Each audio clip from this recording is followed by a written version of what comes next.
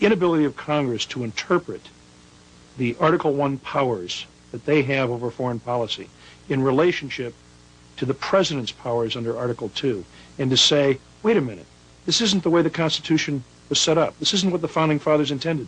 The Founding Fathers never intended for George Washington to be able to go to George III and say, I don't like what Congress has done here. Give me some money. I'll hire some mercenaries, and we'll call it American foreign policy. That would have been treason. Gail Jensen, Mary Lee Fithian, and Nancy Jones live in Minneapolis. Last summer, they organized citizens around the state to monitor the Iran-Contra hearings as a way of increasing public awareness. The church I go to, we have a hymn that the words go something like, I wish that my eyes had never been opened. Because if they'd been opened, I'd have to do something about it. And I think that that's a problem with a lot of people in this country, is that they don't want their eyes to be opened because they're very comfortable, very secure. And if their eyes are open, they're going to have to do something.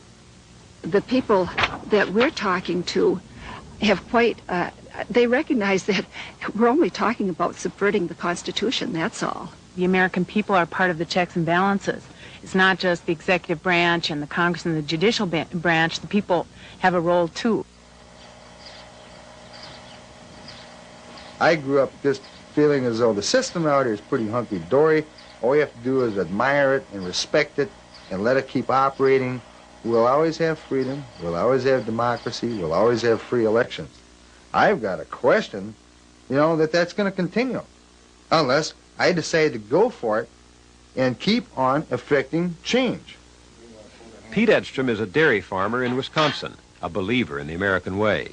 With his pastor and other farmers, he started a newspaper to rally their neighbors to community action. If there's anything I want my children to understand, it's the concept of the old town meeting type of politics, where people do it. People are involved. People are informed. I think that probably the problems this country are in right now, the hearings are a classical example, are clearly a case of an American people not having been involved.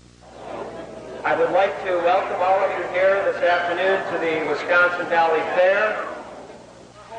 Walter John Chilson is a Republican state senator in Wisconsin, a popular conservative who says the hearings this summer forced him to reconsider his support for U.S. policy in Central America.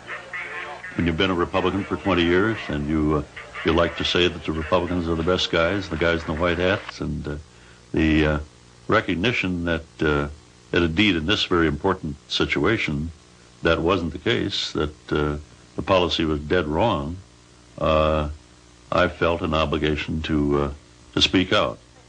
Senator Chilson's change of heart was personal and political. At the urging of Liz, their daughter, he and his wife went to Central America to see for themselves. When they returned, he was still critical of the Sandinistas in Nicaragua, but convinced that an American-backed war on peasants was not the way to stop communism. There's a great danger that in this country we would accept automatically things that are said to us in a doctrinaire fashion, that we've got to be fighting communism, and so that can be the whitewash that can cover up a multitude of sins. I think that's a strong evidence that is what was going on, and we can't be fighting for democracy in Central America and seeing it lost back here at home, and seeing it shredded back here at home.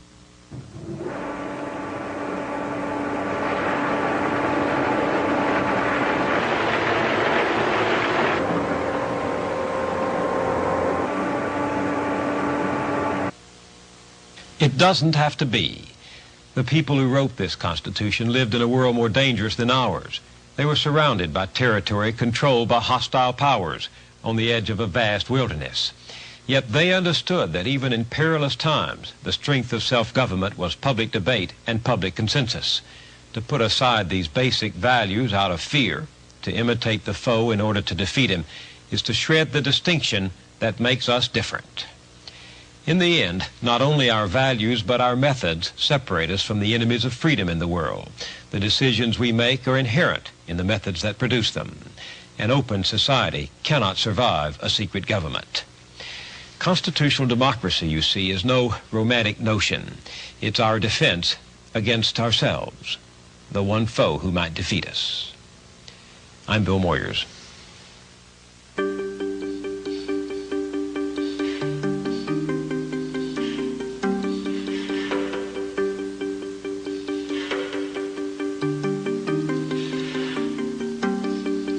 I've been waiting for something to happen, for a week or a month or a year, with the blood and the ink of the headlines and the sound of the crowd in my ear. You might ask what it takes to remember when you know that you've seen it before, where a government lies to a people and a country is drifting to war. There's a shadow on the faces of the men who sent the guns to the wars that are fought in places where their business interests run. On the radio, talk shows, and the TV, you hear one thing again and again, how the USA stands for freedom, and we come to the aid of a friend. But who are the ones that we call our friends? These governments killing their own, or the people who finally can't take anymore, and they pick up a gun or a brick or a stone, and there are lives in the balance. There are people under fire. There are children at the camp, and there is blood on the wire.